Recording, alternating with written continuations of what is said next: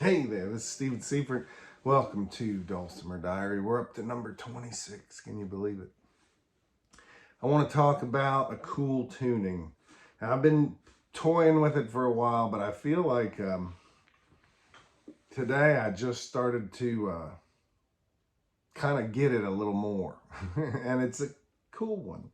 So let me tell you what I've got in my lab. This is just a regular dulcimer here. And this is strung up for DAA, but this is not a DAA video. This is a 1-3-5 tuning video. It's a way to use a regular dulcimer and get some chromatic stuff that allows you to do some bluesy, ragtime, and really all kinds of things. All kinds of music. I first heard about it from David Schnaufer, who told me that Rob Brereton was the guy to look to. And I met Rob, and I'd say if you have any real questions about it, go to Rob. He's been doing it for years. But I want to show you what I know, and I believe David mentioned it to Rob, and he can tell you the story, and then Rob really went to town with it. I don't know where to start, to be honest with you, so I'm just going to get in there. If you have a regular dulcimer, tuned DAD, you're going to tune your middle string down to an F sharp and your melody string down to an A. Leave your bass string alone. So you've got a DAD dulcimer, tune the middle string down to an F sharp, down. Tune the melody string down to an A. Now the reason I'm using my DAA dulcimer is because I've got a heavier string on the melody, and it's got a cool sound, and I don't have to change it because we're going to D, F sharp, A. So all I had to do on my DAA dulcimer is tune the middle down to an F sharp. And what you get is a major chord, bass, middle, melody. And you know, if you know anything about DAA, that'll give you a little head start on this, because your melody string, for me, carries a lot of the melody, and in the key of D major, the scale starts at 3. So pause this video, make sure you're in 1-3-5 tuning, and I'm going to walk you through some ideas. Make sure you pause it here. Okay, are you back? Here we go. So D, F sharp, A. If you want to tune by ear, you're going to fret your bass at 2 to get your middle string, and you'll fret your bass at 4 to get your melody. There we go. So just a little bit off. I'm going to probably, yeah, I'll take that. So just start do, re, mi, fa, sol, la, ti, do. And you will not need your 6.5 fret to play this major scale from 3 to 10.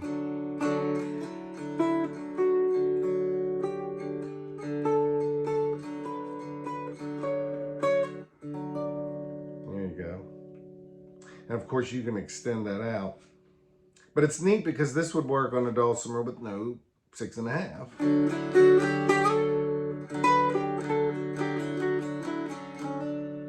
And of course, if you play DAA, this is how you play your melody a lot anyway.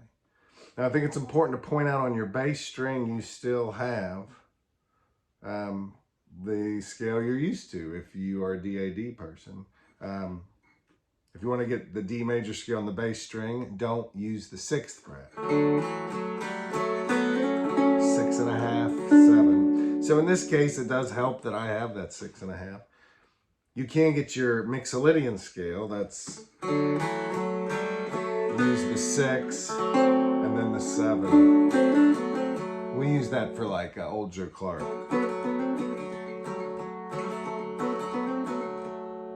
And it wouldn't hurt for you before you go any further to work out some simple tunes. Mary Had a Little Lamb.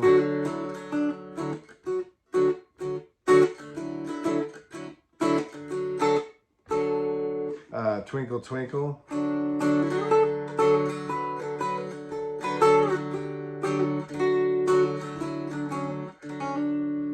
Bottom Cabbage.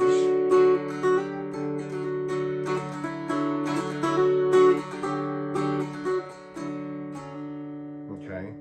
And you will end up playing up higher. I think I end up going up higher on the melody string than I do in D-A-D. So 10 is your octave.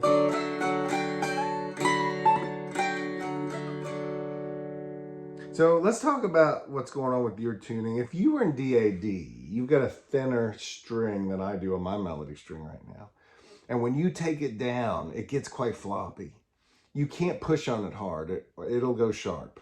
And you can't hit it too hard or it'll kind of buzz a little bit or slap. So that's why I went to this DAA dulcimer. I have a thicker melody string. So when I go down, well, I just left it at A. It sounds pretty good, you know. And the gauges on here, I believe, are 26, 16, 16.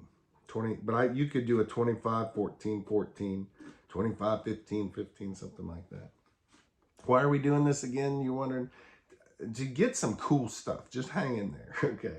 So the next thing to point out to you is, so go ahead and get those tunes. Play some things you know on the melody string, because that'll give you a foundation for doing some of these fancier things.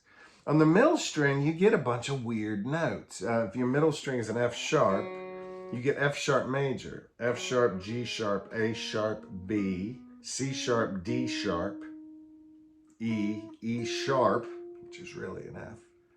And then you get the F sharp again. Yeah. And if you listen to those, it's really weird.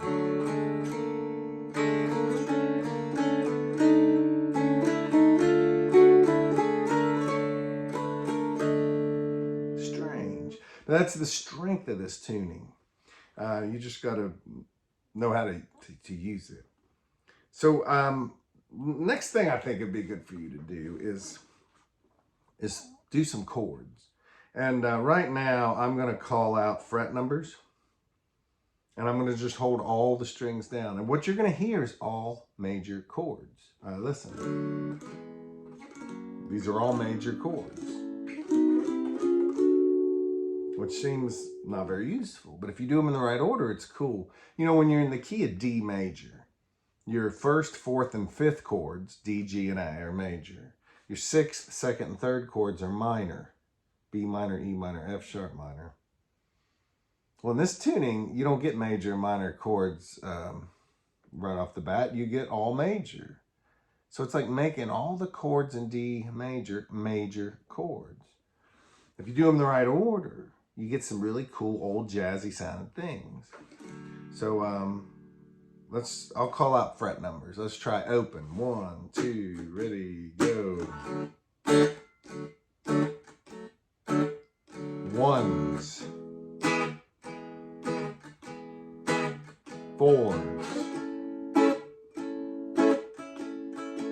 Go to open, and then fives, ones, fours, back to open. Now let's go to twos,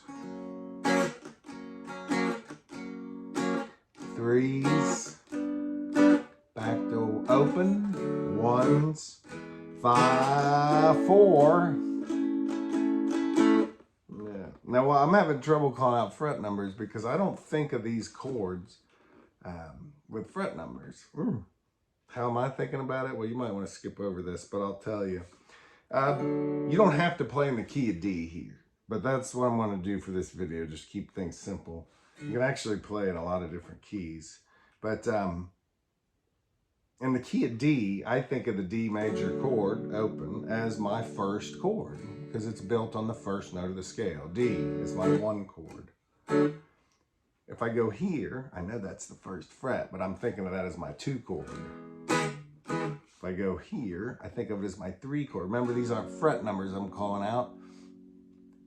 These are the chords of the key that I number.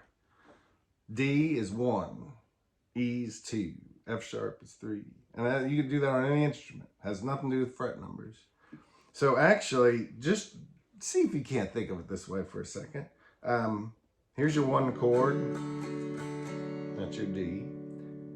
Here's your 4 and 5 chord. 4 and 5 chord. G and A. That's your 4 and 5. So 1, 4, and 5. Let's do 1, 4, 5.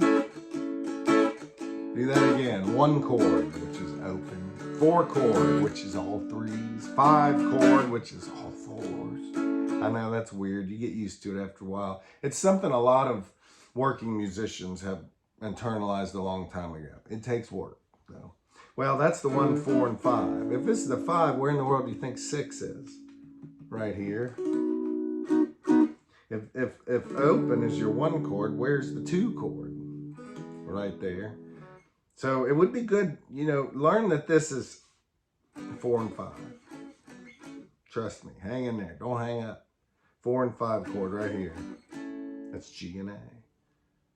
If that's 5 chord, this is 6 chord, and that's a B. And these are all major. Open is my 1 chord, so here's my 2 and 3 chords. It'd be good if you pause the video, just memorize that a little bit, you know. So I'll give you some practice progression, because I think they're cool. Let's start with the D. 1, 2, ready, go. So that's my 1 chord. 4 chord. Back to 1. 2 chord. 5 chord. It's going to get fast right here. 1, 6, 2, 5. 1, 3,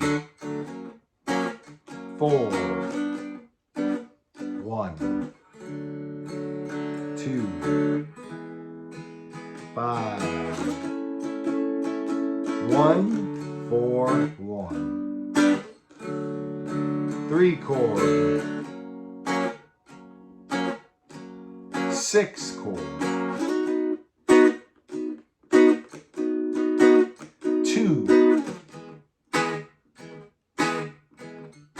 5 chord. Back to 1. Okay. So chances are you're not used to thinking like this. I think it'd be good for you to do that a little bit. You can pause the video, get it down. Don't get it down later. Get it down now, unless you're at work, and then you'll have to probably go do it in the break room or something.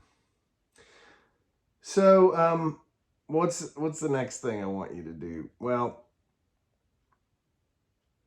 you could already play a lot of ragtimey, jazzy things in the key of D using these chords. I want to show you how to make up stuff that's kind of cool. Now, again, talk to Rob Burton if you really want some deep detail on this stuff. But here's an intuitive way to have a little fun where you don't have to think about 1 chords and 5 chords and all that. So if the main chord shape that I'm giving you today is just a bar chord, you can hold that down with 3 fingers, or you can hold it down with 1 finger. A lot of different possibilities here. I do tend to use my thumb more with this tuning. All 5 fingers, actually. Just pick one of these chords and start to toy around with the melody string. So for instance, if you're on this D chord, O, O, O is the fret numbers.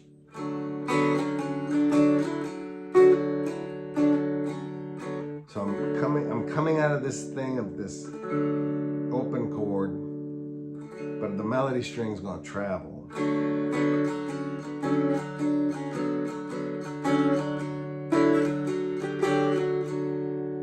And then pick another chord. I'm going to go ahead and pick the second fret. And I finger this differently depending on what I'm doing, but the idea is I'm going to hold down all twos, and while doing that, dance around with the thumb and just make up stuff.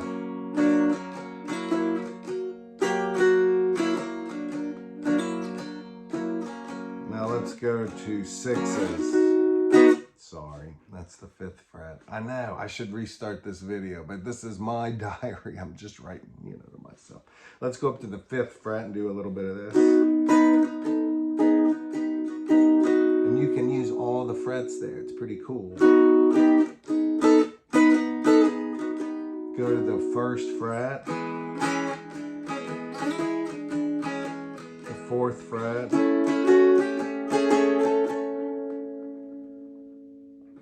Yeah, the whole fret number thing. It helps sometimes and other times it doesn't.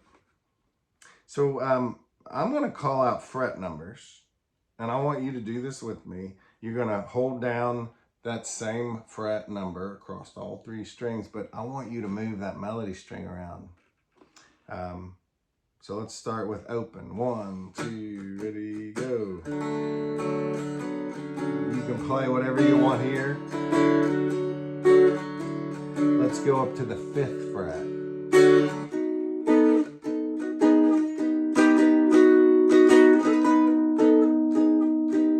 Let's go to the 1st fret.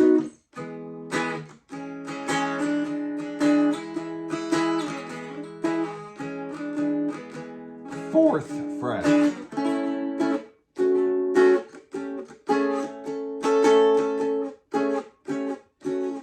Let's go to the 2nd fret.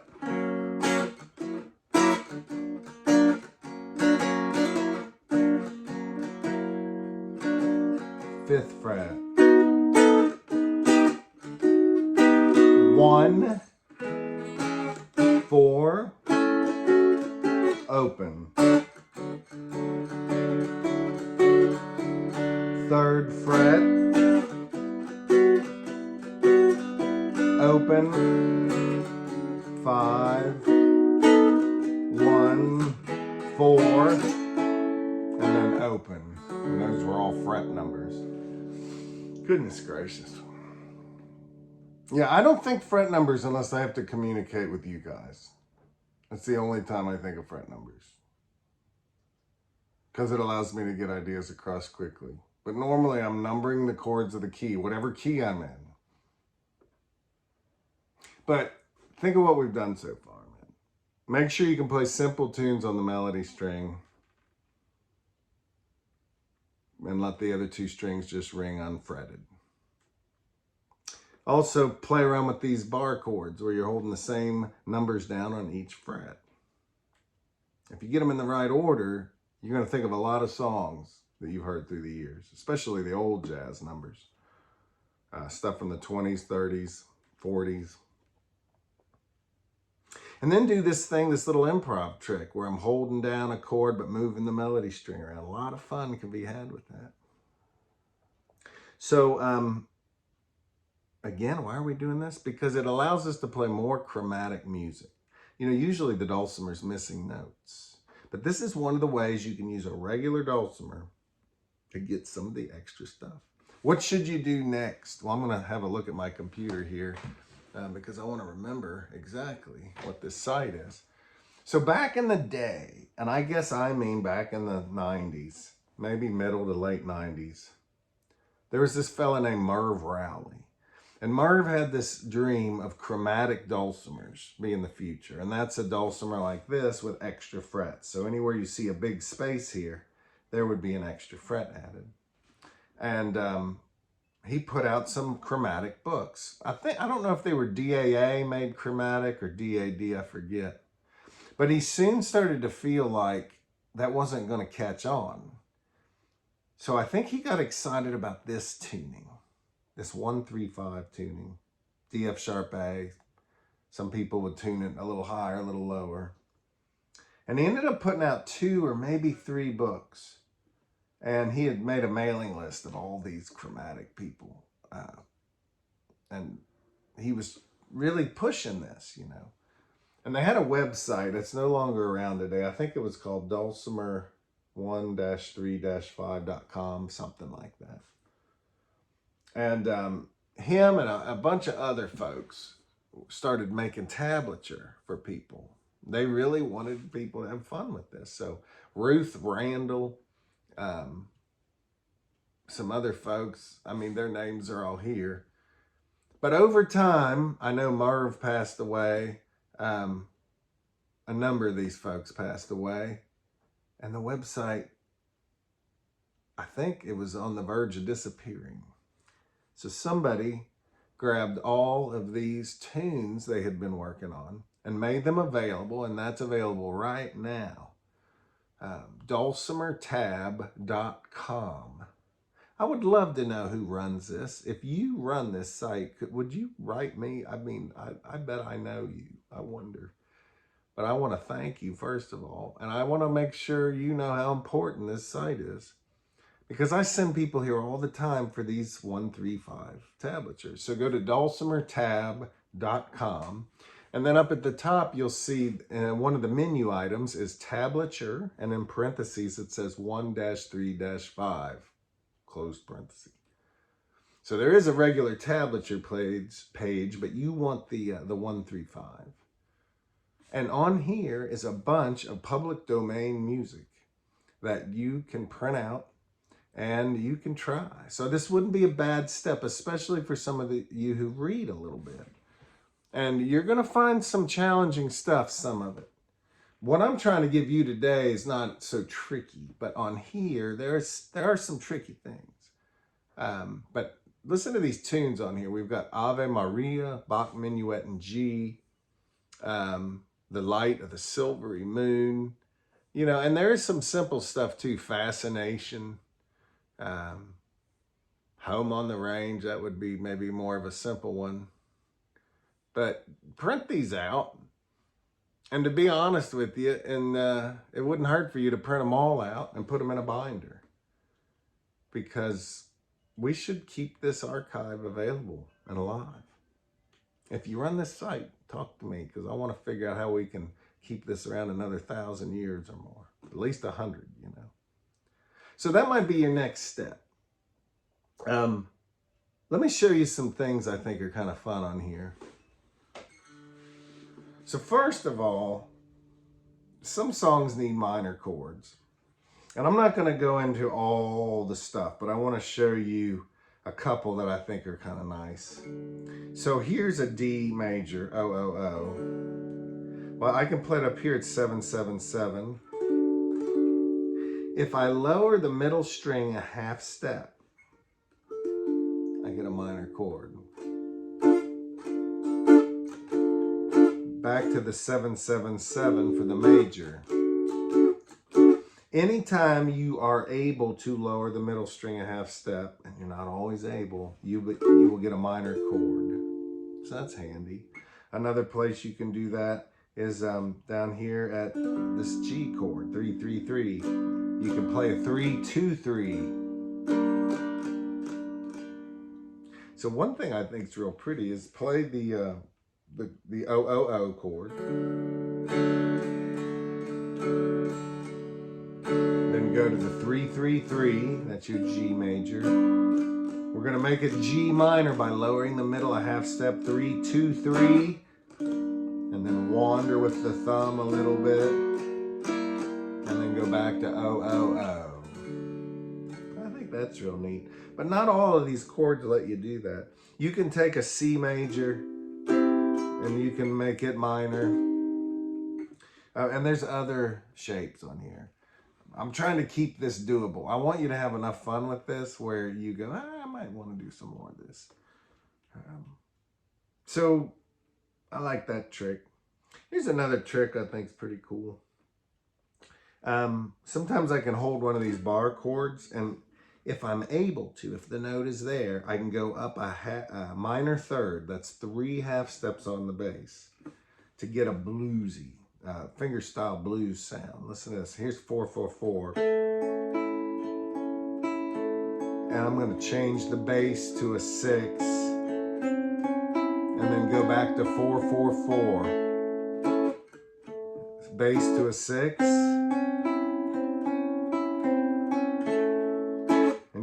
go back and forth. You could hold this many different ways.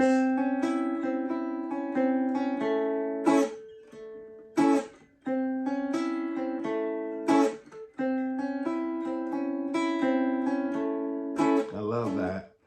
Well, anywhere the bass can go up 3 half steps or a minor third, this works. So let's play that O chord.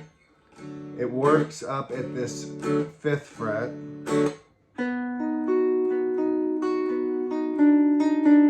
It works at the 1st fret.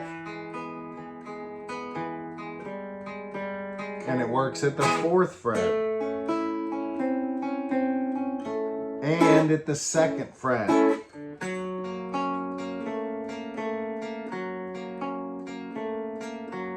5th fret. And then dance the thumb. Dance the thumb on the melody. And then the 4th fret. Dance the thumb.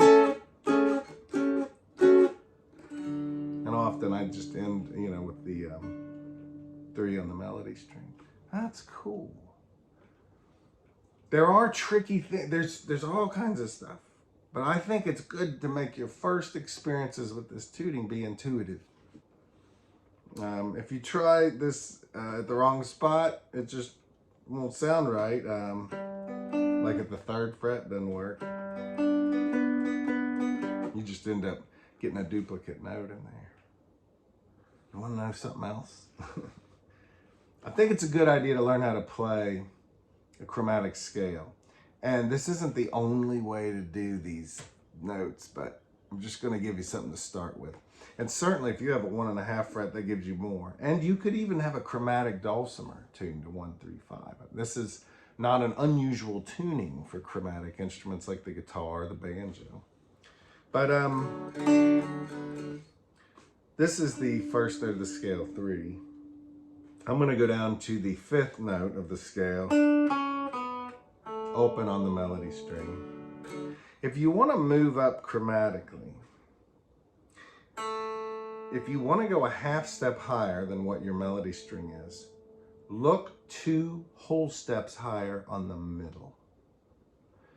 It's going to be the equivalent of 2 big spaces to the right on the middle. And sometimes there's enough frets and sometimes there isn't, and you'll have to try it out. But I'll tell you, if you want to know what's a half step higher than O on the melody, go to 2 on the middle. So that's the first chromatic there for me. You could go lower by going, but let's not do that. Let's just go higher right now. I want you to think about higher. So open on the melody, 2 on the middle. Then let's do a 1 on the melody. And unfortunately, we can't go up 2 frets higher on the middle. But I will get this note at 6 on the bass. And then 2 on the melody. And then 3 on the melody. And that wouldn't be a bad thing to learn. Listen to it.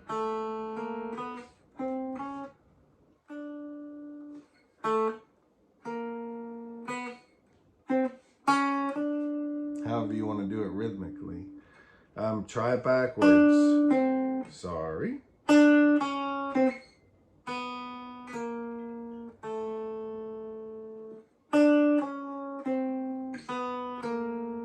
It is a mind twist.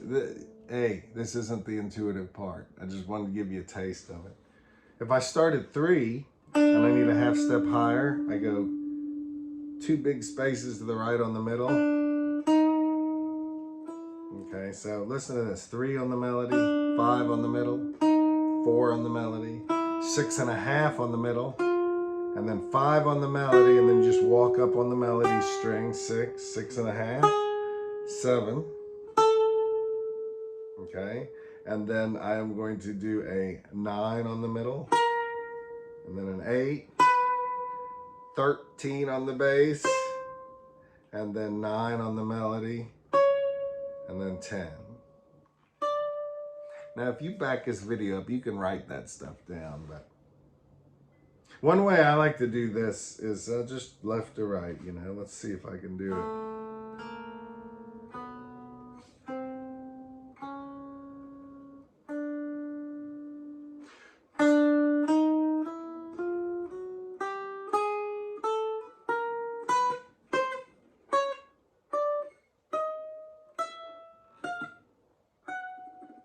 And you can keep going until you run out of notes.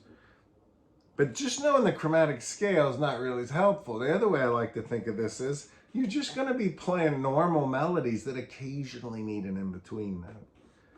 And this is where I'm going to try to end up here. So let's say you need a note between a 3 and a 4. Well, it's the 5 on the middle. And you've heard things do that. It's kind of cutesy, you know.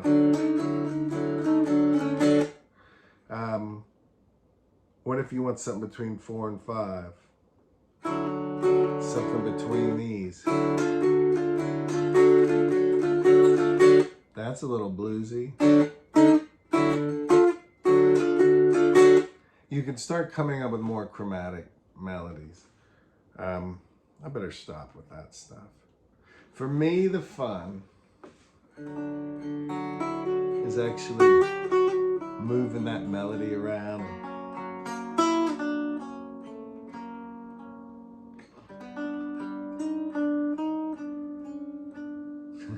That's not as fun when I start thinking about the other strings. I freak out.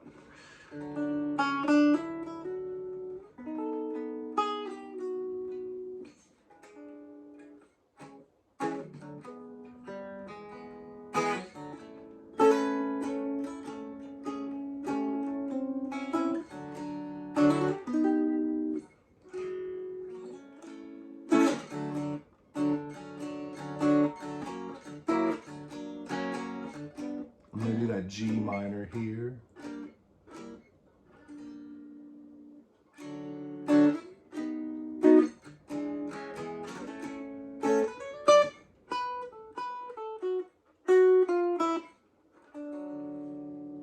One, 3, 5 tuning. You might like it. Don't forget about dulcimertab.com. Click on that menu link. And if you have more than one dulcimer, you can string one up a little heavier. Chances are some of you won't like this tuning because the strings are going to become too floppy on the middle and melodies. But you can put thicker strings on there. You can work it out. I don't know. I'm sure I've covered this before on YouTube, but what I'm connecting with lately is the idea of sharing this with an intuitive approach. And this is just the key of D. I mean, this is just the beginning. Hey, if you're interested in going deep with me on topics, a lot of stuff's over at mountaindulcimer to Z.com. mountaindulcimer to Z.com. A to Z is spelled A-T-O-Z. mountaindulcimer to Z.com. I've got hundreds of hours on there. People keep asking me, what is the difference in all the stuff you do? I know, it's kind of crazy. These diaries are for me to cover things without being afraid that it's going to run people off. Maybe it's not a great marketing idea, you know, maybe I should just have accessible things on here, but I got to tell you, there's a lot of accessible dulcimer stuff, including from my own website. But I like to see things that make me dream.